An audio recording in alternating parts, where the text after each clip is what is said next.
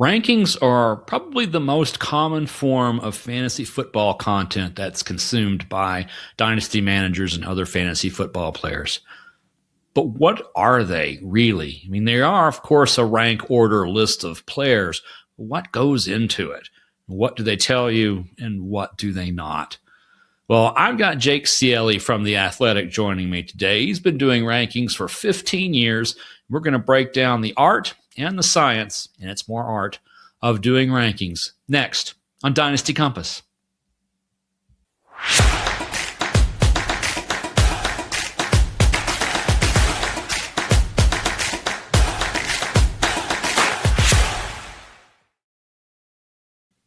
Welcome to Dynasty Compass. I am your host, Jeff Blaylock, the other Jeff B. from Football Guys.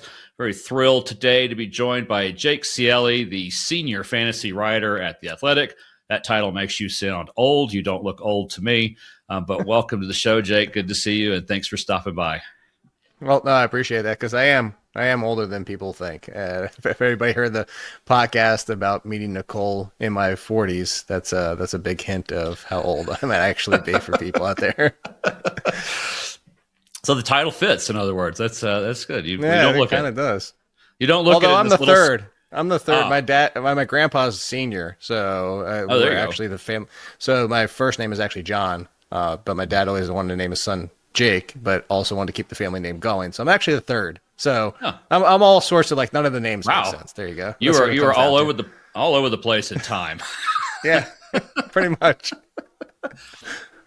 Well, Jake, tell everybody where they are. Obviously, you said The Athletic, which is, of course, the big one, but where else can they find you, and what do you do in the fantasy realm? Stuff like this, which is always fun to do. I have my own podcast that I brought back, and it's a short one, though. So the All-In Speed Run. It used to be All-In Sports, but now it's the Speed Run, kind of video games, as people know. And then I do regular appearances on Fantasy Pros and Pat Mayo and all that type of stuff. But yeah, like you said, Athletic. I would say back in the day, we used to be able to say, just look at my Twitter handle. I'll tweet everything out. But now I don't know if anybody sees anything anymore because I don't see responses from people half the time. And then like 5 weeks later, I'm like, oh, like trying to DM with you. And I was like I get a DM like 7 days later. Like, oh, okay. I don't even know how the system works anymore. It's like, well, I know you pay attention. You're responsive because I tagged you in a post the other day and you were on it all over it just a very few seconds later. That's the thing. I think the only thing you're guaranteed to see is if somebody follows you and you follow them. Otherwise, it's a 50-50 shot. You might respond to something I tweeted, and I'm not trying to ignore you. Who the hell knows what I see anymore? Yeah, exactly. Well, I know one of the things you do, of course, is rankings. That's what this show's about today. We're going to talk about the art and science of rankings. But I do want to set up for those watching on YouTube or listening on Apple, Spotify, or your favorite platform. You know, I'm not a typical kind of fantasy football show. Typical ranking show, Jake and I would share our rankings, debate where we're off from each other, and just have at it for an hour or more. It's not the kind of show that we do here. If you're looking for that, sorry, we're not going to get into that today.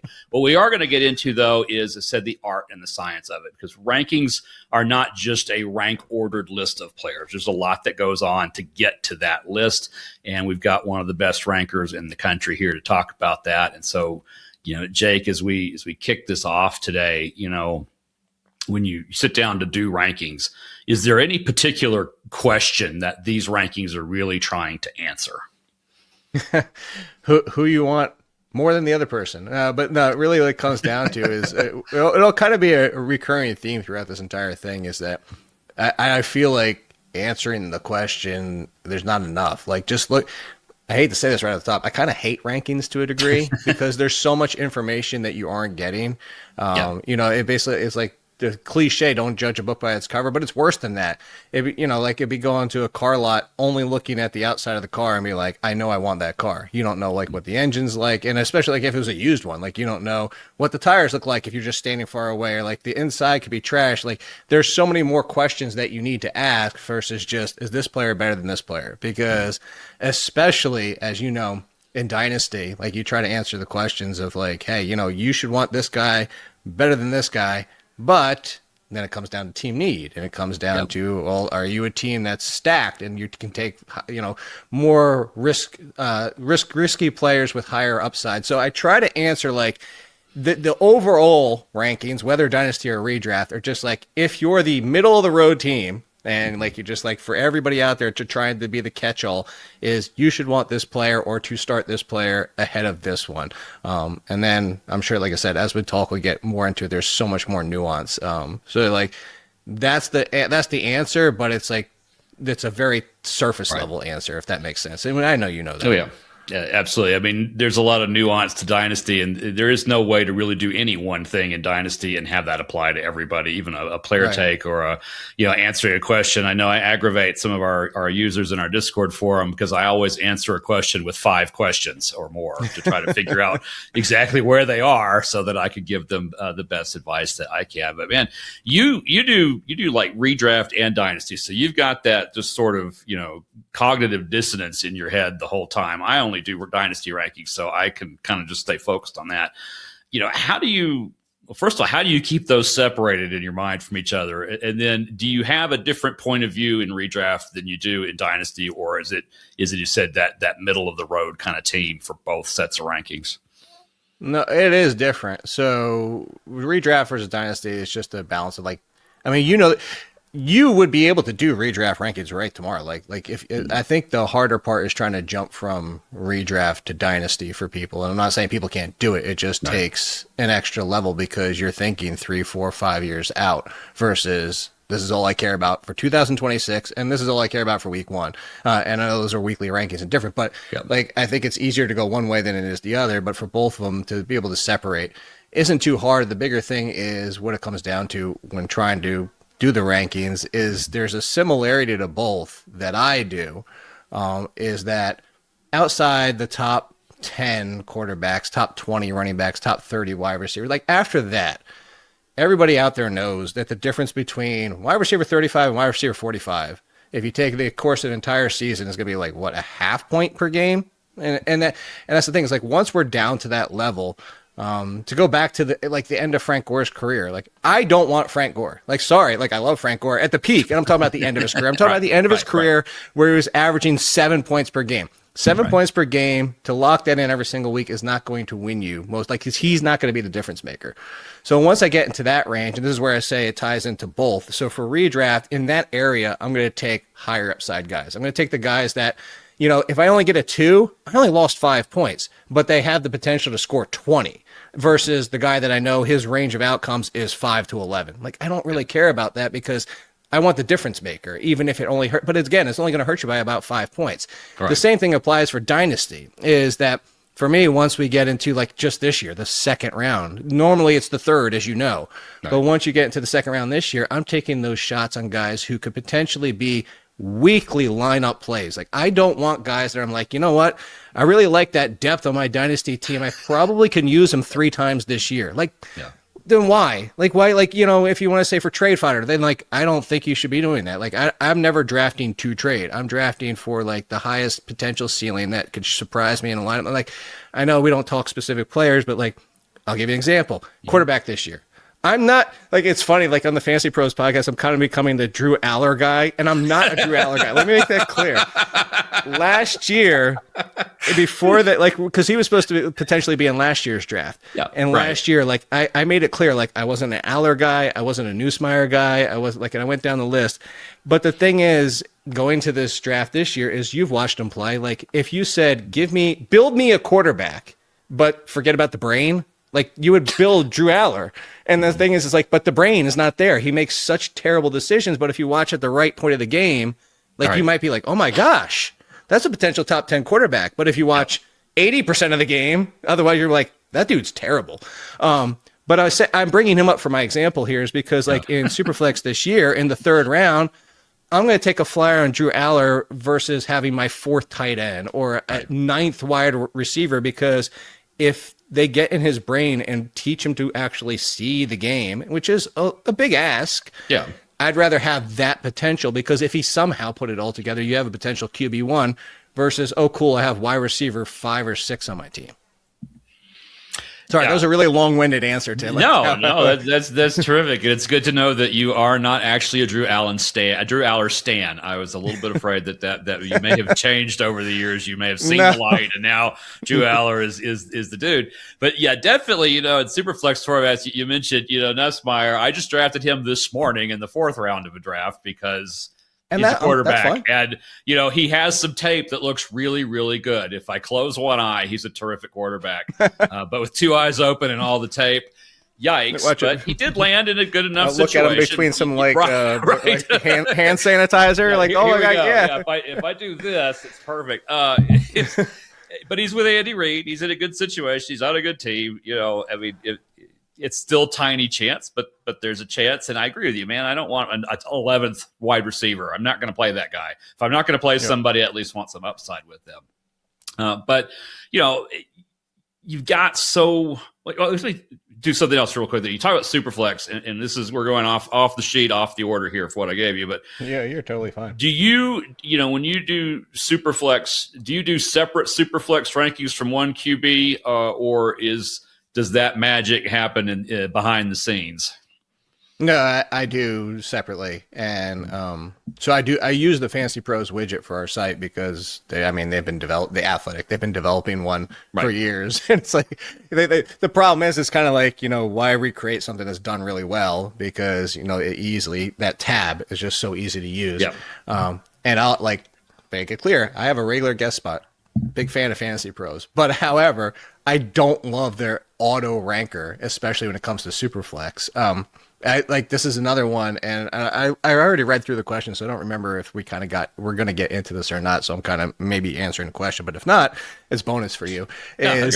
I think in Dynasty, quarterbacks are actually undervalued. I think too many people look at it and they're like, there's quarterbacks, and even in Superflex, I understand they're going to be vaulted, so people know that there's more value. Because especially I don't like 12-team Superflex. I know you're not asking that because you come out of the draft with teams that don't even have a third quarterback, that without injury, like buys and everything. So 10-team is my preference to cap it at.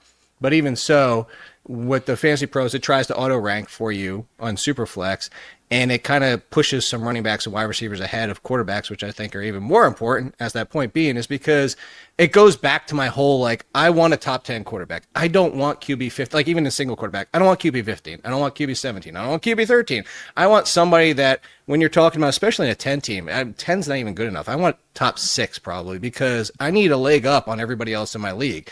If I'm just playing keep away, if I'm just playing hey, we're going to all be the same at quarterback, then I got to find my leg up somewhere else. And I think the problem is people, even because it's only one position, they look at quarterback and they say I'll be fine. But you're immediately kind of throwing away a potential difference making spot where if you have Josh Allen, even a single quarterback, that you have an advantage to take shots elsewhere because you have that one position locked up versus everybody else versus 2 or 3 teams. Right. But that's why so I boost my Superflex quarterbacks in Dynasty right now.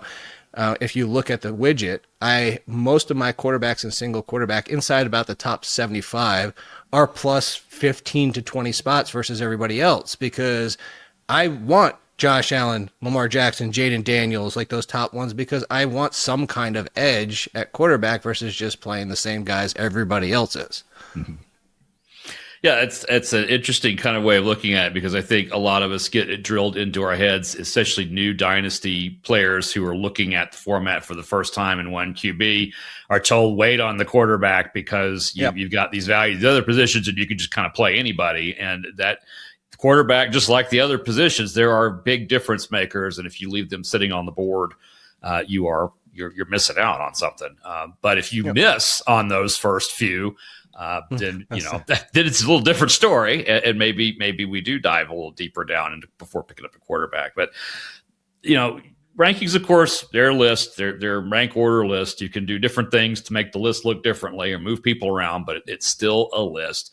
There's a lot of dimensions to players that go into it, and I'm sure you don't use the exact same criteria or the same things for everybody. So how do you collapse everything that you want to convey about a player or use to rank them and collapse that down into where they land on the list? So I don't think there's a way to just look at the rankings list and know that outside of the one thing you can do with the Fantasy Pros widget. That's another thing. Like why you could add tiers, which that's what I try to do because that gives you a general range. Just like drafting with tiers is like it kind of tells you like here's the breaking point of like, you know what? If you're looking at my rankings of running backs and let's say my tier ranks at 20 to 30, just keep even numbers right there. But you're looking at that and you have 21 and 28. But something's telling you like you're like, man, I just really feel something about 28 this week, whoever it might be.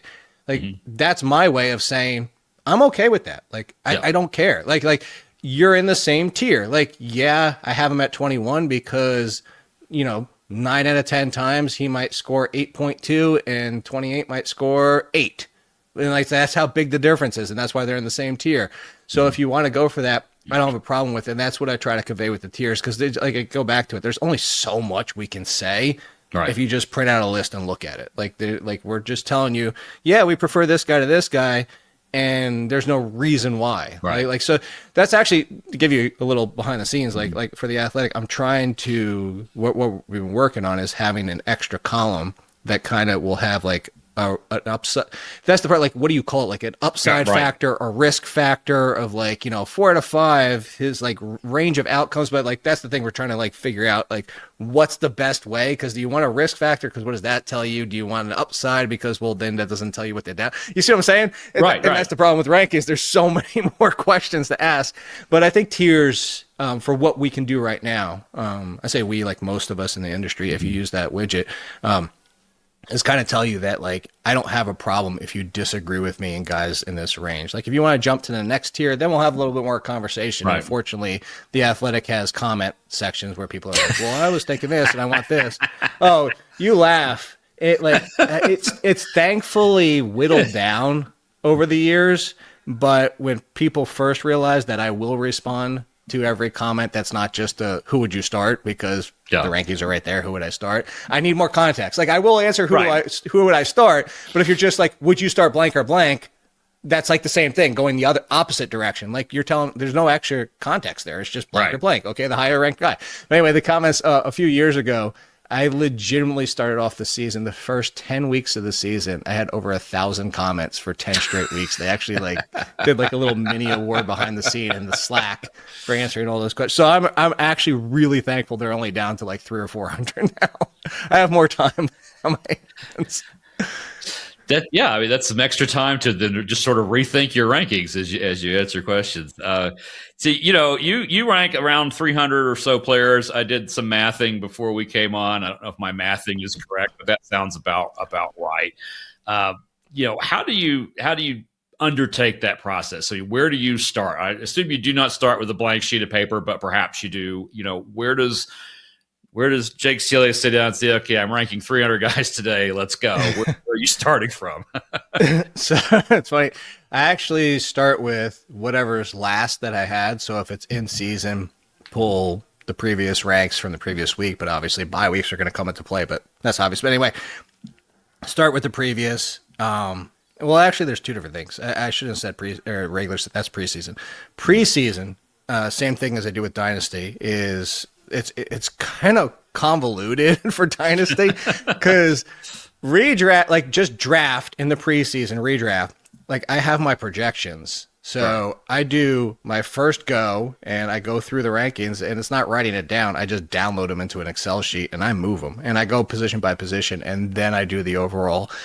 Admittedly, I'll tell everybody out there, I don't spend as much time in overall as I do position by position because overall, to go into this whole conversation we're having, I don't want people, I say this all the time, I hate overall. Like I hate rankings in general because it doesn't give you enough information.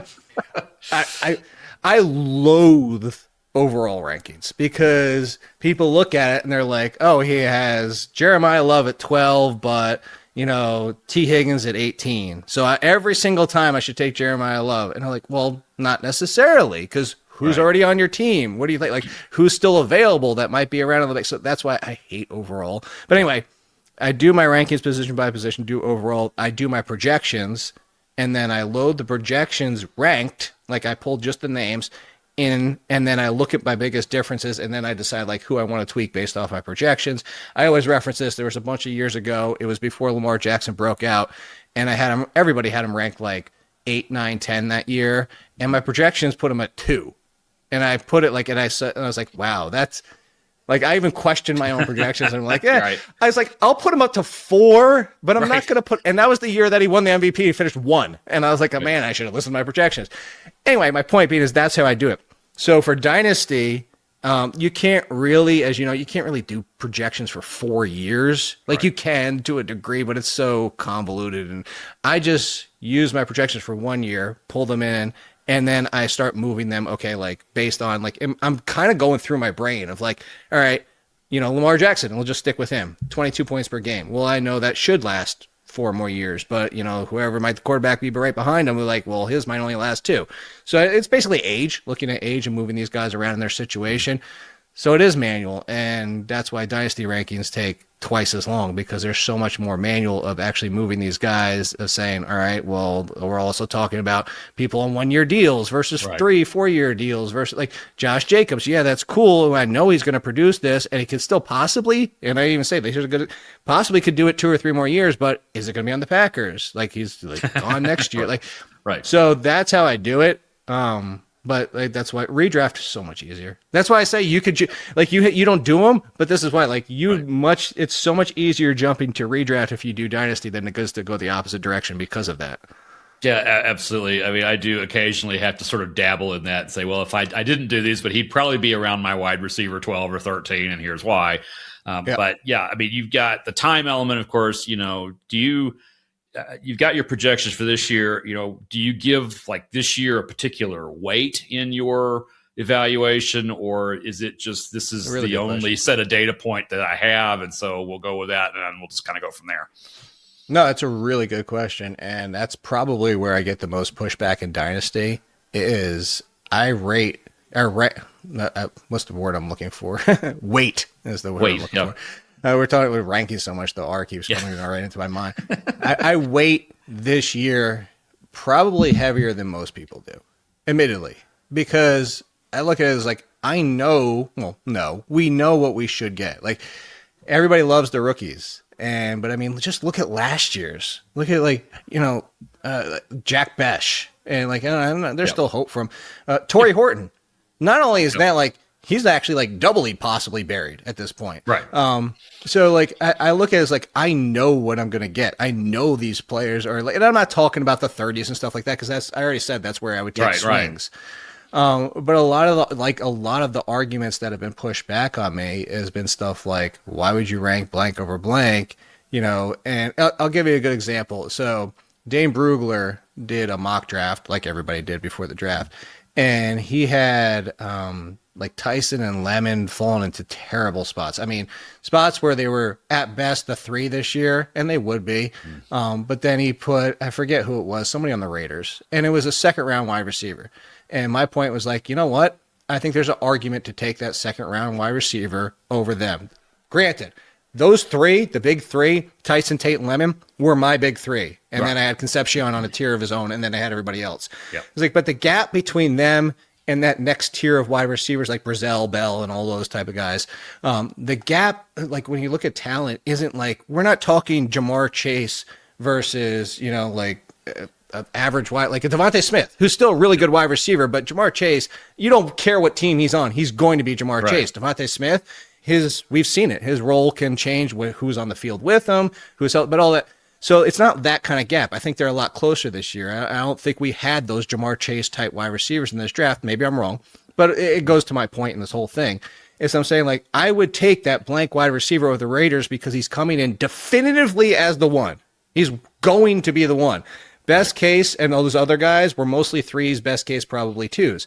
And I got a lot of hate for that because I based my rankings off that mock draft. But I was like, that's my point. It's like, I know we're getting 1 year of production, and I'm hoping that year 2 changes, and 3 and 4. And then, yes, if I knew 3 years from now and we were only ranking 2028, 29, we'd have a completely different conversation. But I was like, there's value in what you get this year. And I think in Dynasty, too many people think 3, 4, 5 years down the road instead of right now. I watch teams in one of like my home league, you know, and like, of course it's my home league. So like, I don't know how to say this without sounding smarmy. Let me make that clear. Because it's going to be like my home league is inexperienced. It's probably more experienced than most people watching this show because it's people that are like, hey, I'm in a bunch of fantasy leagues. And if any of them are watching this, I'm sorry. Like, but admittedly, I back-to-back champion. I should have won last year, but I had 1,000 injuries. Like I filled out my IR. Like I had leftover spots and I couldn't fill in my IR. Actually, I got into the final week of the season and I couldn't even fill. I had one empty spot because we have 2 flex, super flex, and all that. But anyway, I couldn't even fill the rest of my roster. That's how many injuries I had. It was absurd, but it's still a stacked roster. And I'm saying like, for that point being is like when it comes to knowing this is like I've taken advantage of that league because they're all looking 3, 4 years, and those teams that are only looking 3, 4 years have never even been in the championship game. And I think, and I know some people can work the other way. You might have a bunch of people that only look in that, you know, they haven't played a lot of Dynasty. And so they only wait this year and they trade for Josh Jacobs like they shouldn't and all that type of stuff. It could go both ways. Let me make that clear. I just say, I think the catch is that too many people look at 2029 instead of, hey, we're playing in 2026. Right. And I think that's my biggest difference and where I get a lot of pushback. Yeah, I mean, this is the only year you can actually win a championship. There is no winning a championship in 2029 here in 2026.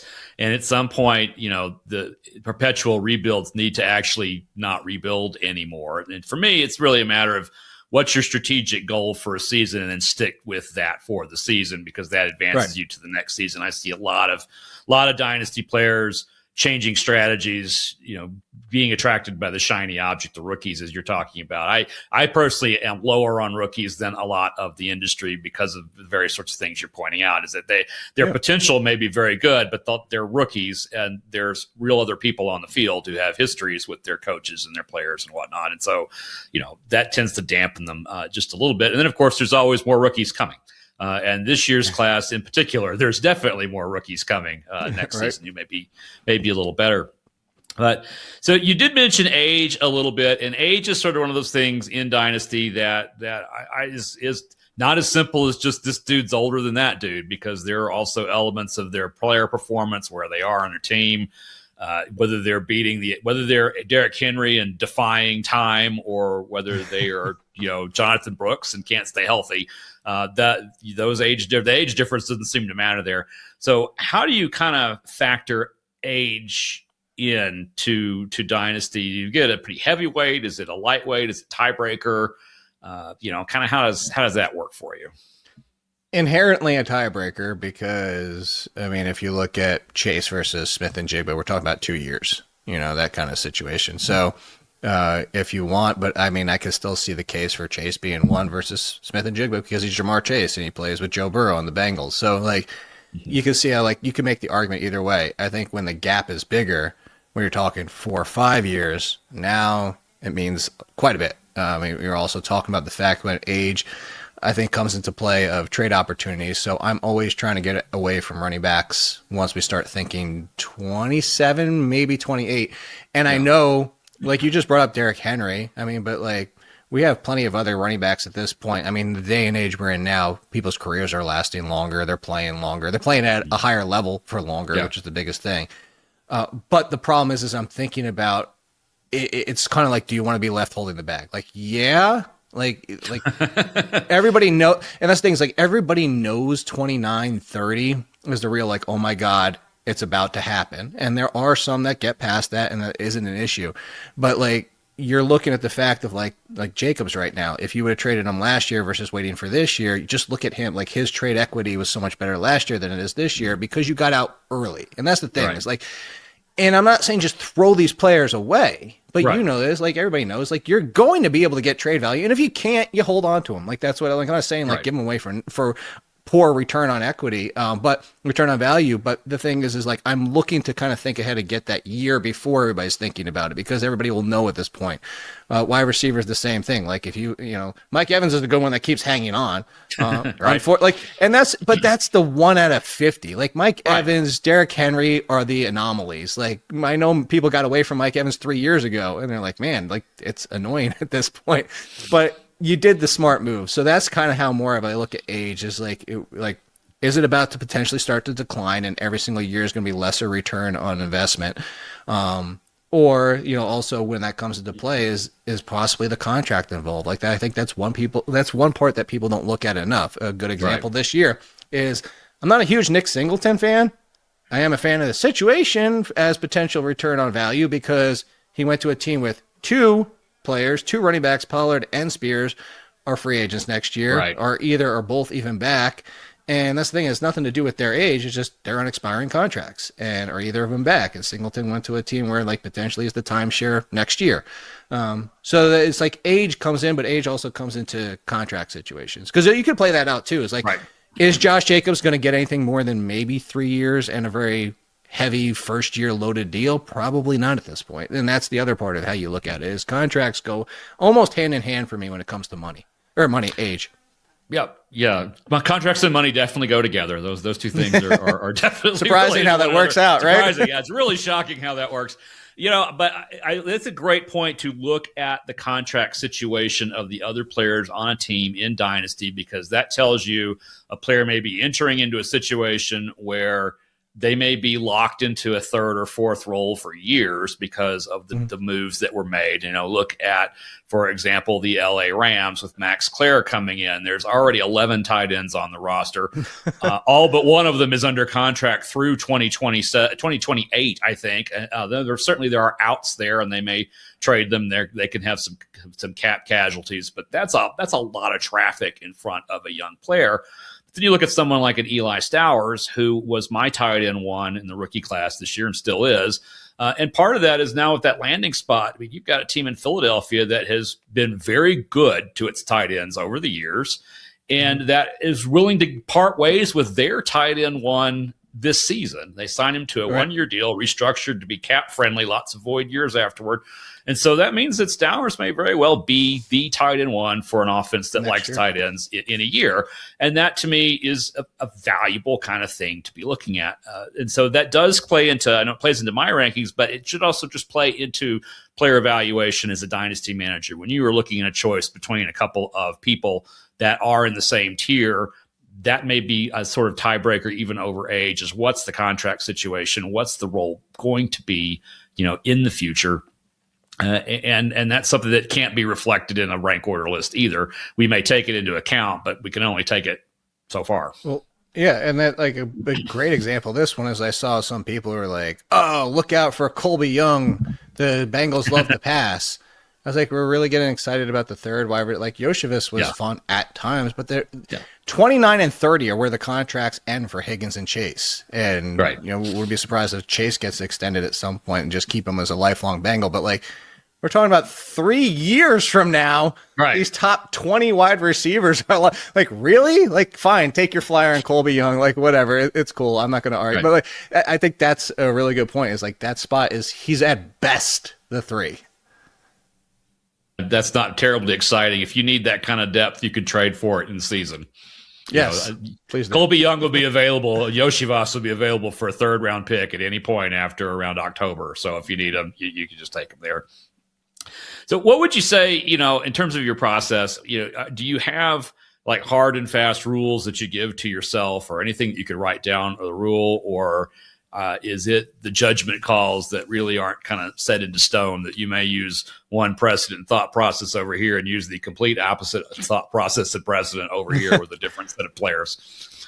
There's there's 2, but it's not going to unfortunately like give a lot because there is more, but like one is one is I don't spend a lot of time on the elites, and on elites, I'm talking like, go back to what I was saying. Like, I say like elites, like I'll slim it down. It's not top 10 quarterbacks, top 5 quarterbacks, top 10 running backs, top 15 wide receivers, top 5 tight ends. Like people hem and haw and debate and all this type of stuff in Dynasty or Redraft. They're not like, well, like I could like go back Chase versus Smith and Jigba. You want to argue for either one of them? I don't care. Like right. You're just not going to have that argument with me. Like I'm not going to sit here and waste time because what does it matter in the end game? Whether they're it's both Redraft great. or Dynasty. Yeah, they're both amazing. Like, and I think especially in Redraft, people get hung up on that way too much. And it's like, I don't.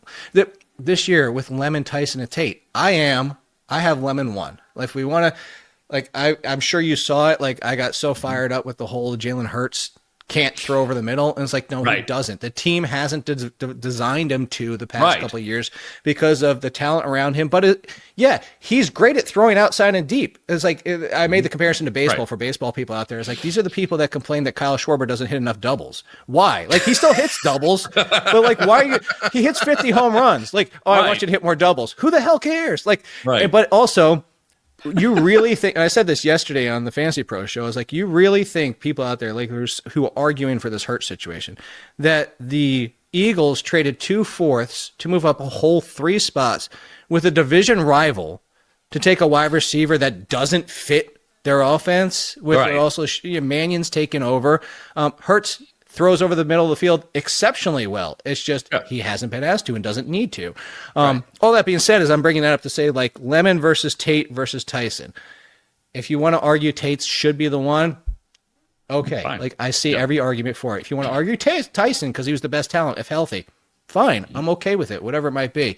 But we spend so much time doing that, where I feel like the bigger argument needs to come into those tough decisions that you're going to have once the season starts on who's my wide receiver 3, who's my wide receiver 4, who's my flex running back, that kind of situation. That's where the conversations should be happening. The other side of it is once, as I said earlier, way on the beginning of the show, is once you are down into that range and you're talking about bench options to fill your flex or even your 4th wide receiver, whatever it might be, is my rule, if you want to put it out there, is shoot for that upside. Go back to that example I gave you. Instead of going for the guy that gets you 5 to 9 points every single week, I'd rather, and people don't have to agree with me, I'd rather go for the 2 or the 20, because that 20 is going to help me win that game. That 5 to 9 is not going to do much for me. It's just going to guarantee I get some points in that spot. Right. Yeah, and even if you have 3 or 4 of those guys in your lineup and 3 of them give you 2, if one of them gave you 20, it's still a net gain over what would have otherwise been there for those safe floor guys. It's only when they all strike out and you go, well, okay, that was fun. And that's going to happen. And it happens. You can't go 17-0. Like, let's make that clear. Yeah, you will have that happen. It'll happen in your semifinals. It'll happen in your finals. It'll happen on week 3. It happens where it happens. And Jake, you were pointing out earlier, talking about struggling to fill in a lineup. I'm actually in one of these crazy wild leagues where you have to play 2 quarterbacks. You can play 4. And in 1 week, I had 1 healthy quarterback, and it was Russell Wilson, and he didn't play.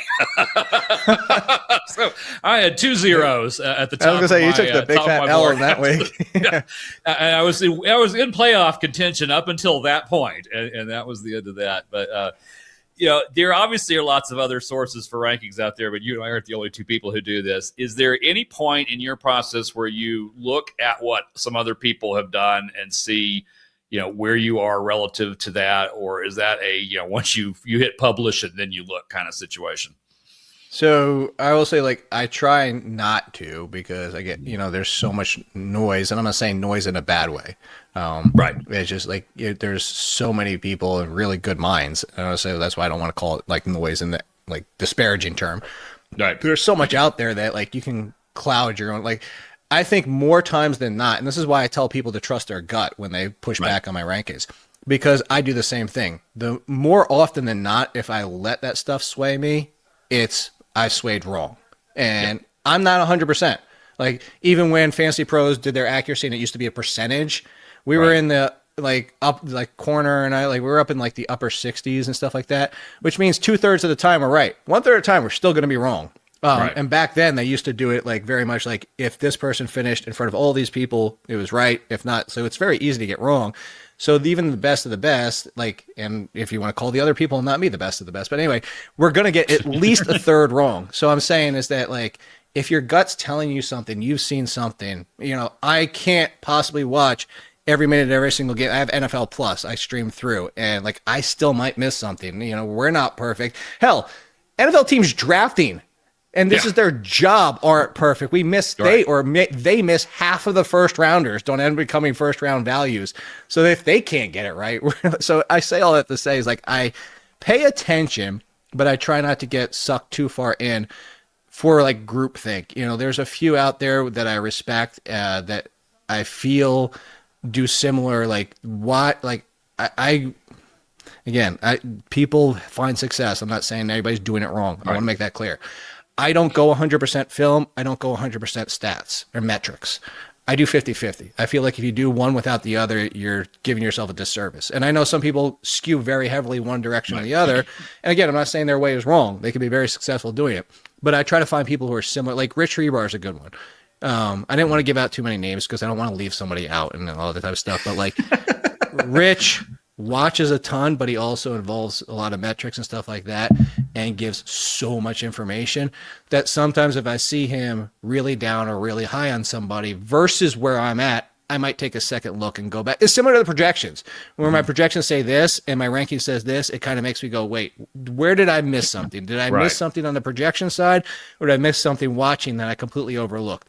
So that's where I'll go. But again, I try to only do that very infrequently because there's just so much you can fall down a trap of questioning yourself, really. Yeah. Well, this isn't an Oscar speech, so don't worry about leaving somebody out. You don't have to then take a full-page ad in the Hollywood Reporter tomorrow because you missed the name of your producer. The last 15 minutes are just going to be names that I've seen. Right. Yeah. Today on Name Dropping, Jake Ciely. Can we just scroll a list? Can you add that post-cut? Yeah.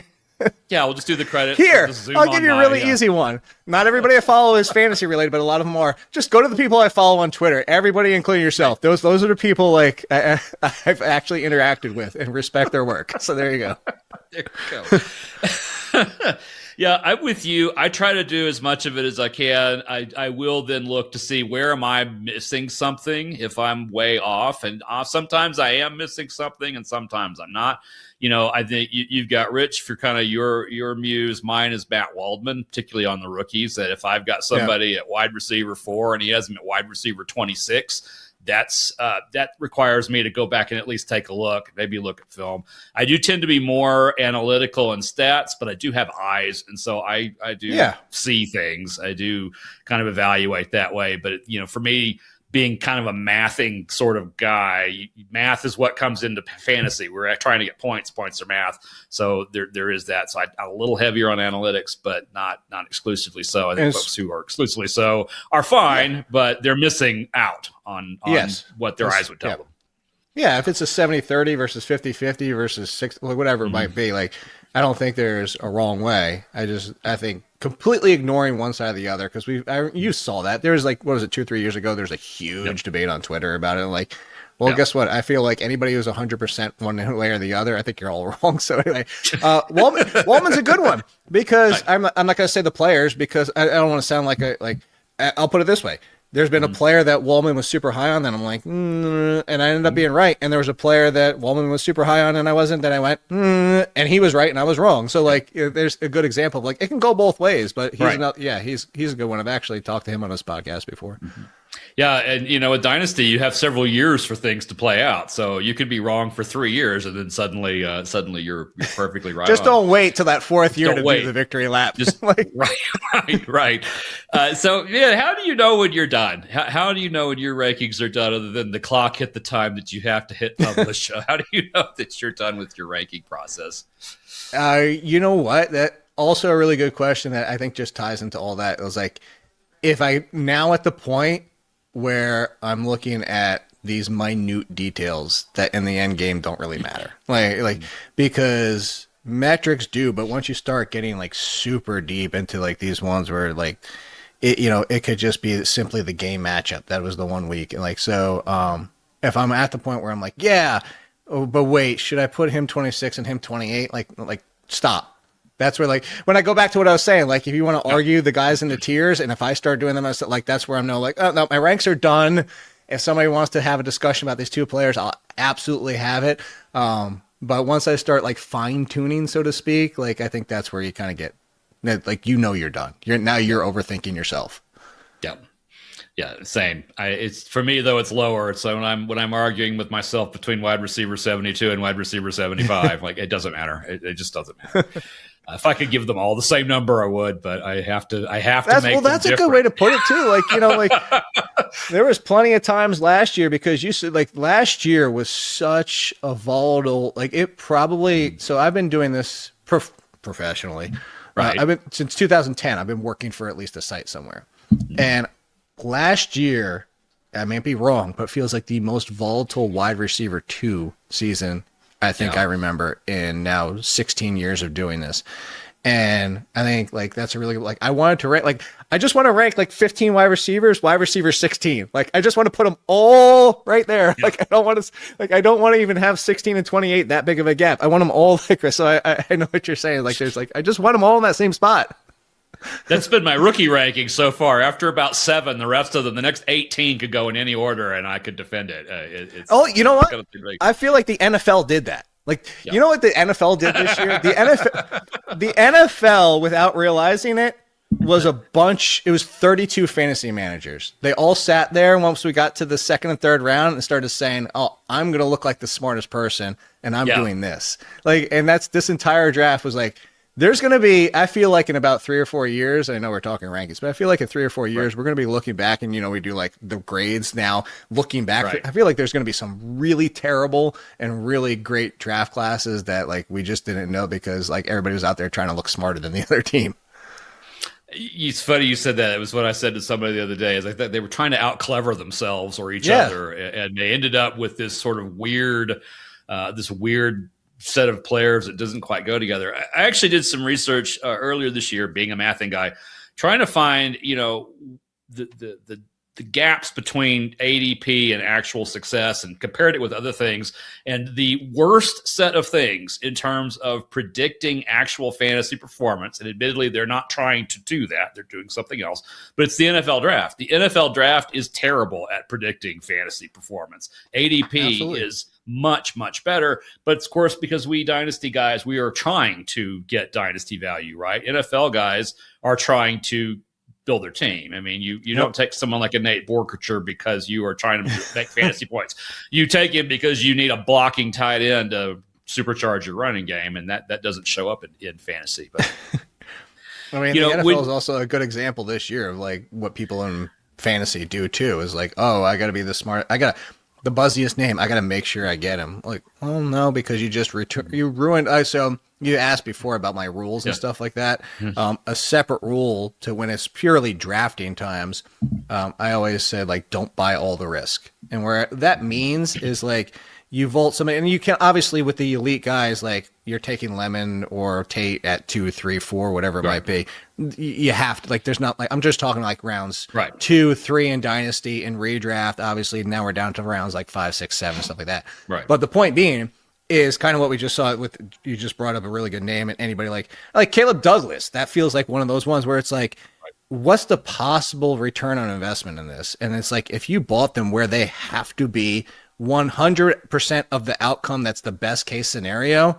You've left yourself no potential return on value. Like you bought all of the risk. Your only part is potentially having decreased value. You've left no room to return value. And I think people get caught up in that because they want to look like the smartest person. They want to be like, oh, I got that buzziest name. And now they threw all the value out the window. Yep. Yeah, I see that a lot. I see it in the NFL, at least in my evaluated eyes, and I certainly see it in Dynasty where folks are reaching like, oh, okay, you just took him at his ceiling. And then it was where you had to take him, but I'd rather take someone else. And, of course, with risk, too, and that even counts for the upside players. If you put Brazel and Branch together, and I've got shares of them because that's who was available in the middle of the second round, and they have as much upside as anybody. But if your entire draft strategy is built on that, that volatility is not going to play out very well in the long run. If you have 5 guys like that, one of them will probably hit, but the other 4 aren't going to. And that's just sort of the way that works in the NFL and in fantasy. But, as dynasty managers, people use rankings for different things. I, of course, could now do them. But before I did them professionally, I used them kind of as checks against my own instincts about what a player was. Other people use them, as you say, for start-sit decisions. They make decisions on drafting one guy over another because somebody has him ranked 2 spots ahead of the other guy. So when dynasty managers are looking at your rankings, what do you really want them to see? Or maybe better question, what do you want them to be processing as they're looking at them and going down your list one after another? What do you want them to be thinking about what they're seeing from you? So what they're seeing from me, I would actually turn this question to like what they're not seeing. And I know that, like I said, there's going to be an overarching theme here is that what they're seeing is this is who I prefer to this is what everybody else has. Like, they go back to the wide receivers we're just talking about. Like, I prefer Lemon to Tate. I prefer Lemon to Tyson, but it's very close. They're in that tiers. What I think they need to ask themselves and what they're missing is not even specifically just wide receiver versus wide receiver versus wide receiver. It's like, what does my team need? And I think, like, we just drew the comparison to the NFL doing it. Right. I'm not saying going that far. Like, right. Don't go drafting yourself some tight end because you have a massive gap and like blow past a Lemon or Tate just because. Like, don't take Sadiq second because you need tight end. But at the same time, like, dogs are starting to get riled up in the back. Hey, come get a treat. My wife took the puppy to work, so we don't have that problem over here today. But well, normally they're good. Like so this is Barkley. Hey, Barkley. So there's Barkley. Go Barkley here. Go get your treat. Saquon or Charles? Saquon. So my sister asked that, and I think come here. And this is Ziggy. Come here. Come here, Ziggs. You can get on camera too. There's Ziggy. Here we go. Hey, Ziggy. So that's the newer one that we got. We adopted because somebody on next door was going back to college with 5 kids, and so she was puppy. Yeah. He's only 8. But, yep. Mm-hmm. So, but anyway, is like, what do I need on my team? And that goes back to also including that upside. Like, I'm not saying every single player on your team should be, a binary outcome of 20 or 2. But like, what does your team need? Does your team need production because you have so many of those 20 and 2 types? Or does your team need some more upside? Do you need something to kind of break through that? You keep finishing 3rd, 4th, 5th every single year, and you need to take some of those shots to finish at the top. So team need matters. Don't obviously overvalue it. But if you're talking about Sadiq at 6 versus Price, and you have 5 running backs, I much rather prefer Price at this point, but maybe you need to take the Sadiq. So I think my rankings don't answer that. That's why, again, I go back to why I hate overall, because that doesn't tell you that. But so it tells you what you need from what I just, in a vacuum. That's my vacuum. Like, this is what I would do if everything was equal. This is who I prefer. But that's the question I would say to turn towards the people looking at the rankings. Is that what you need to ask yourself? Yeah, I think it's a really good point about overall. I know we've made it once before, but it's a good enough point it's worth making twice, is that, at least within a position, we've zeroed out the other factors, and we're looking at within a tight end, this is who we would prefer over those other people. But then when you start to compare that against running backs, when you have the Sadiq versus Price kind of discussion or debate with yourself at 106 or 107, depending on format, looking at how we may have them ranked against each other does not take into account things like your scoring system, your bench situation, your starters, whether you're looking for a solid floor or some ceiling, whether you're a contender or not. Those are the kinds of questions that can't be answered even in regular rankings. But then when you combine them and you mix the positions together, it's really difficult to draw any conclusion. To me, as long as if players are ranked within about 10 or 15 spots of each other in combined rankings, I consider them essentially equivalent or on a tier, at least in terms of decision making. Now, that may not be true, but if they have to be really, really far apart for something like that for me to think that the combined rankings are actually telling me anything. Yep. Speaking of rankings telling us something, I do see dynasty managers looking almost exclusively at dynasty rankings when they're making almost any kind of decision for their fantasy team. Do you think that there are times that dynasty managers in particular, should be looking at other kinds of rankings and not just dynasty? So if you wanted to go back to what we were talking about with the preseason, when I do the projections, used the Lamar Jackson example, but we also talked about how it sounds like you're on more of the page with me than most people are, and the fact of valuing this year and what this year matters.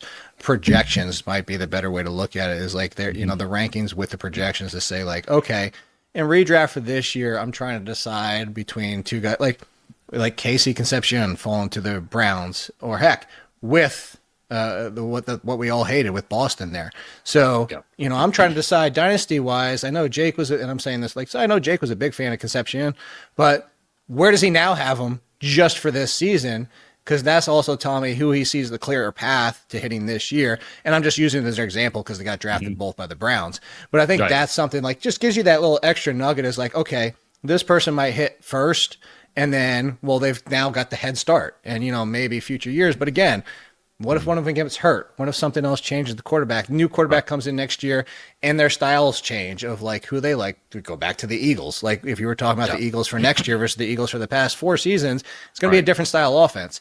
So I think that's the only way. And that's kind of like when you're having tough decisions. I wouldn't say go, look at my dynasty or anybody's and then go straight to redraft to get more information. It's like kind of almost like just when you need to kind of break those close ties of like situations where we might not have a lot of clarity out of the gate. If somebody is valued a lot more in redraft than in dynasty, that's usually a sign that the belief is that this player is a player who's going to deliver right this moment, this season, but maybe not the longer term, and that may be kind of the play that I want to make. The opposite might be true. If I'm a rebuilder, I want to avoid the situation where somebody is valued much more in redraft because that means their value is much more focused on this year. And then also, where you weight how much you weight this year versus others. If you are not contending this year, you probably don't put much weight on it at all. You would put weight out into other seasons. If you are contending, maybe those other seasons aren't where you put the weight. So that to me is one of those kinds of, learning from the gaps rather than trying to learn from the order. Like where are the differences out there and why are they different? And can you exploit that difference? I think that's the signal there that you're kind of looking for as a successful manager, particularly a dynasty manager. Yeah, and I completely agree. That goes like kind of to the tiers. Is if there aren't tiers, like okay, how big is the gap, and what, like you said, and especially in overall rankings, is that gap 10 to 15, 20 players, or is it like 7? Because now you can, that will tell you right there is like 7. Okay, well you can kind of make your own choice. 15 to 20 is like, you might be like, be patient. And if you don't get that player, it's okay. And be aware of where that 15 to 20 is, because, 15 to 20 in the top 48 is a huge gap. 15 to 20 in between 145 and 160 is nothing. It's the same, gap of 30 or 40 there. I don't even worry about that. Our ranking system at Football Guys lets you know if you have what we'd call an outlier ranking. And it's like, well, yeah, I'm 50 people over consensus here, but he's my wide receiver 81. It doesn't matter that I am that much more bullish on him than everyone else, because you shouldn't be drafting this guy anyway. But in case you're in a really deep league, and this show does cater to folks in really deep leagues where you need to know who is the wide receiver 126 this year, because that's who I'm going to end up with in the 25th round of my draft, that it does kind of matter. But where are the gaps? Not only the magnitude, but where are they? Where are they on the board? Up the top, they mean a lot. Down at the bottom, they don't mean very much. I mentioned earlier I was generally lower on rookies than consensus. Are there any kinds of players that you are typically higher on or lower on than the herd? Is there a pattern to it, or is this just that player for this reason and this player for that reason kind of differences?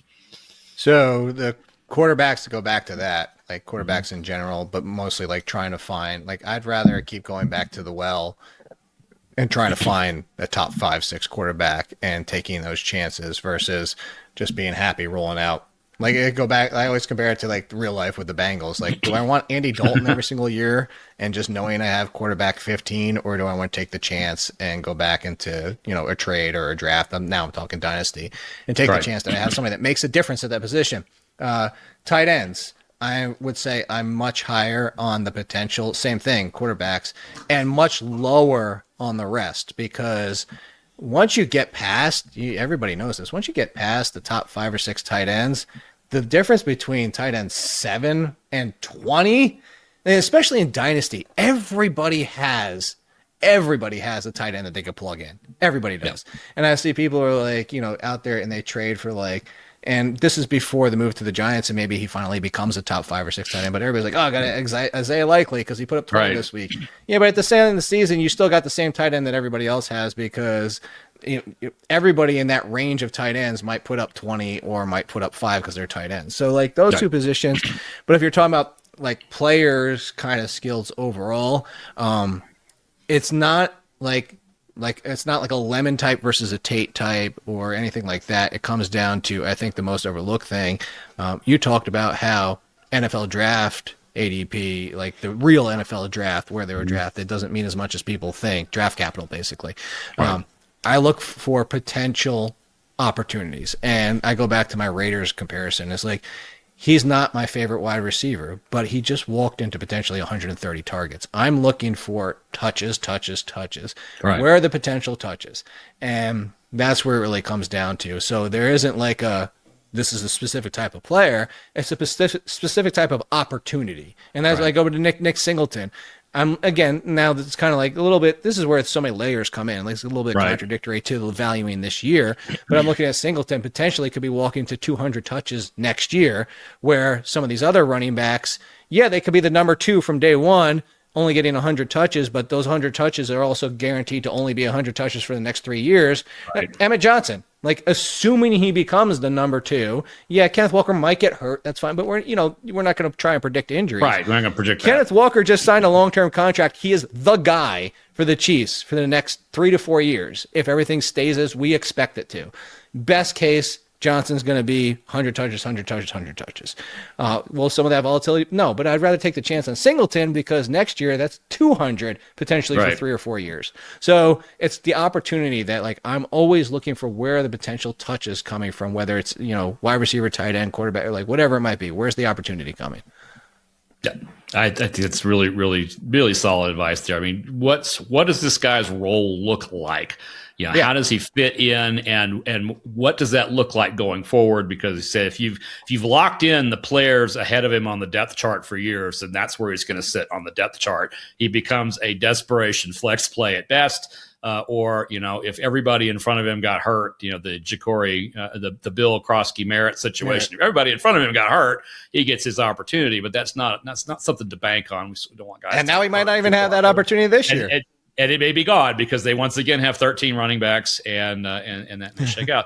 But Singleton to me is a really great example because to me an ascending offense.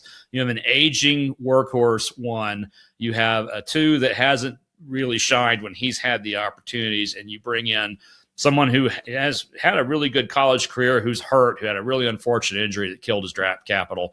Although, honestly, everyone's draft capitals of running back got killed after Jadarian Price, so it doesn't really matter. I think it's a great guy. I mean, I try to pick him up where I can because I see the same thing you do, Jake. I see he may not get the 200 touches because they may very well draft somebody next year or bring in a free agent or anything like that. We can't predict that. But looking at the board right now, the path is clear next year for him, and that for several years on a rookie deal. My goodness, give him 200 touches a year for 3 or 4 years. The coaching staff there, you have no ties for Pollard and Spears, and Dable. Like I know he had input on bringing over Wan'Dale Robinson.